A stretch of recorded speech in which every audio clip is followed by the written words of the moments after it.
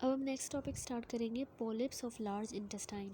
इसमें सबसे पहले नियोप्लास्टिक पॉलिप्स को उसने एक्सप्लेन किया है कि नियोप्लास्टिक जो पॉलिप्स हैं उनको हमने हिस्टोलॉजिकली क्लासीफाई कर दिया है फर्दर कि वो या तो ट्यूब्यूलर एडिनोमा होगा, ट्यूब्यूलर विल्लस एडिनोमा या विल्लस एडिनोमा। ठीक है, तो ये जो है विल्लस एडिनोमा, ये लेटर वन, इसमें टू ये जो आखिरी दो हैं विल्लस और ट्यूबुलर विल्लस एडिनोमा, ये दोनों जो हैं मैलिग्नेंसी के रिस्क को ज़्यादा बढ़ा देते हैं।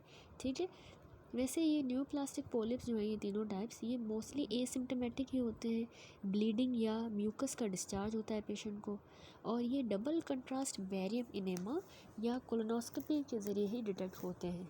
ठीक है, रेक्टम में पॉलिप जो है उसको आप सिग्मोइडोस्कोपी से ही रिमूव कर सकते हो, और जो कॉलन में पॉलिप है तो उसको आप कोलोनोस्कोपी से रिमूव करोगे।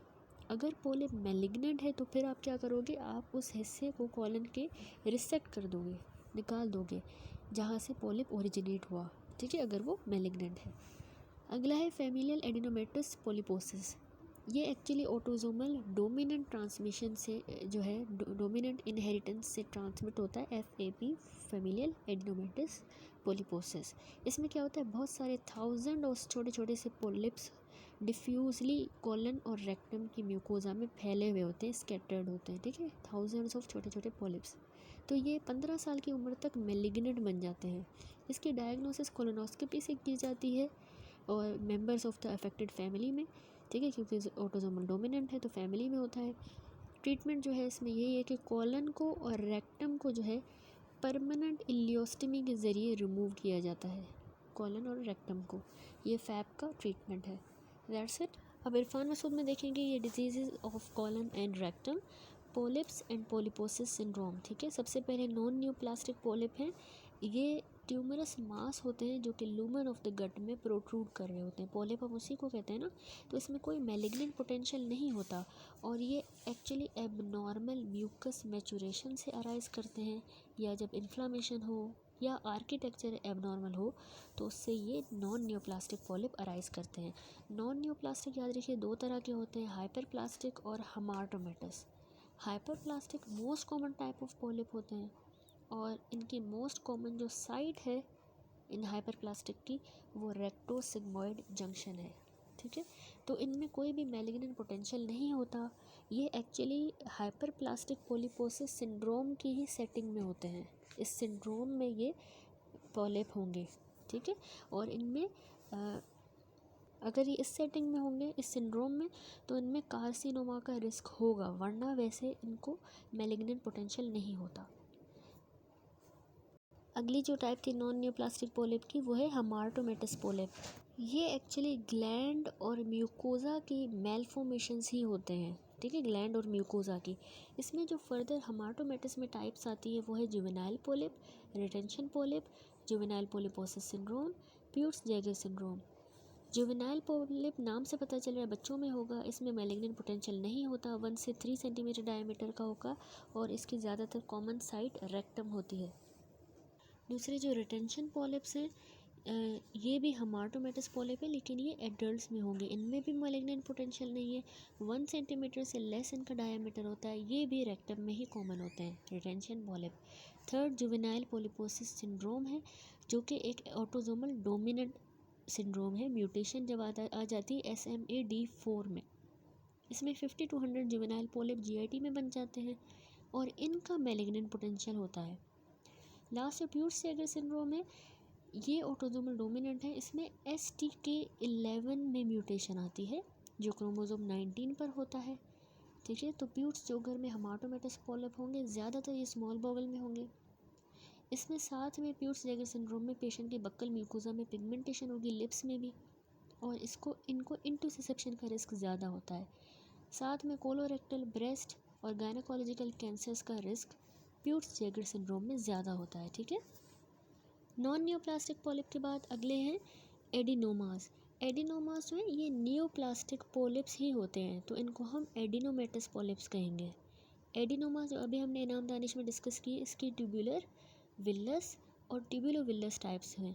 ट्यूबुलर एडिनोमा ज़्यादा कॉमन एडिनोमा है, इसका मैलिग्नेंट पोटेंशियल है, कॉमन साइट ये कॉलन में होता है 90%। विल्लस वाला एडिनोमा सिम्टोमेटिक एडिनोमा है जो कि मोस्ट कॉमन है, सिम्टोमेटिक, और इसकी कॉमन साइड रेक्टम और रेक्टोसिग्मोइड कॉलन है। ये प्रोटीन सिक्रीट करता है और पोटेशियम रिच म्यूकस सिक्रीट करेगा, जिसकी वजह से हाइपोप्रोटीनीमिया और हाइपोकैलीमिया होता है विल्लस एडिनोमा में, और इसमें बहुत ज़्यादा रिस्क होता है of developing colon cancer. Last जो टाइप है ट्यूब्यूलोविल्लस एडिनोमा, इसमें क्या होगा, ट्यूब्यूलर ग्लैंड्स का और विल्लस प्रोजेक्शंस का मिक्सचर होगा। दोनों टाइप्स हैं, मैलिग्नेंट पोटेंशियल है और ये वैसे एसिम्टोमेटिक ही रहता है मोस्टली, ठीक है। देन आते हैं कुछ familial syndromes. Familial adenomatous polyposis FAP, इसका इंट्रोडक्शन देखिए, हमने अभी देखा कि ये ऑटोसोमल डोमिनेंट होता है। इसमें एपीसी जो जीन है एडिनोमेटस पोलिपोसिस कोलाई, जो क्रोमोसोम 5 पे होता है, इसमें म्यूटेशन आएगी। तो इस फैप में क्या होगा, पोलिप्स की साइड ज़्यादातर कॉलन होगी, उसके बाद ये स्मॉल बावल में होते हैं। इसके अलावा गैस्ट्रिक पॉलिप भी हो सकते हैं। क्लासिक जो फैप है उसमें more than 100 colonic adenomas required होते हैं फॉर द डायग्नोसिस, यानी एवरेज 500 से 2500 एडिनोमास होने चाहिए क्लासिक फैप में। इसमें 100% रिस्क होता है कि ये आगे प्रोग्रेस करेगा इनटू कॉलन कैंसर।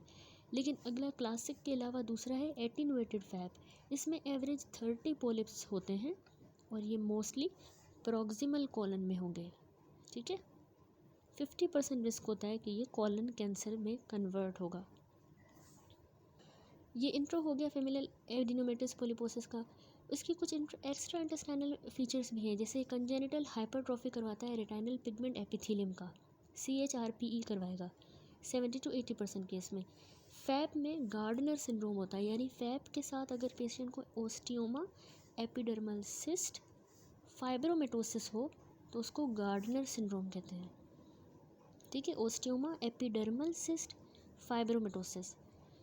टर्कट सिंड्रोम क्या है, अगर फैप के साथ CNS में कोई ट्यूमर है तो वो टर्कट सिंड्रोम है।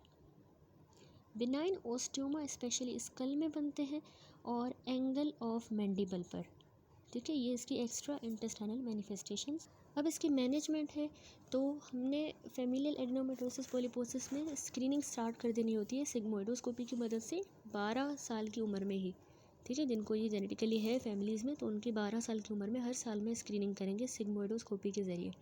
वो फैमिलीज़ जिनमें नॉन फैप रन करता है, तो जो एट रिस्क फैमिली मेम्बर हैं उनकी हमने डायरेक्ट म्यूटेशन टेस्टिंग करवानी होती है। 13 से 14 साल की उम्र में उनकी म्यूटेशन टेस्टिंग होगी, APC जीन में हमें म्यूटेशन मिलेगी जो क्रोमोसोम नंबर 5 पर होता है, ठीक है।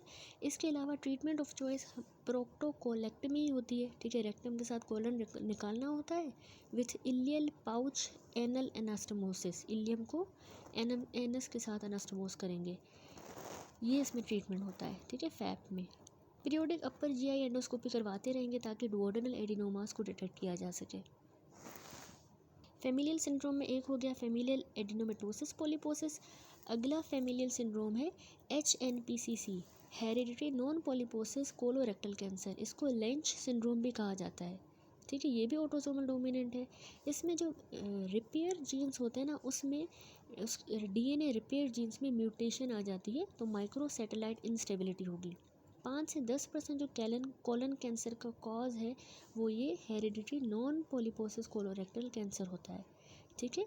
मॉडिफाइड जो एम्स्टरडम 2 डायग्नोस्टिक क्राइटेरिया है इसके लिए, लाइच सिंड्रोम के लिए, वो है अगर मोर देन 3 रिलेटिव्स को कॉलन कैंसर है, एटलीस्ट फर्स्ट डिग्री रिलेटिव एक होना चाहिए।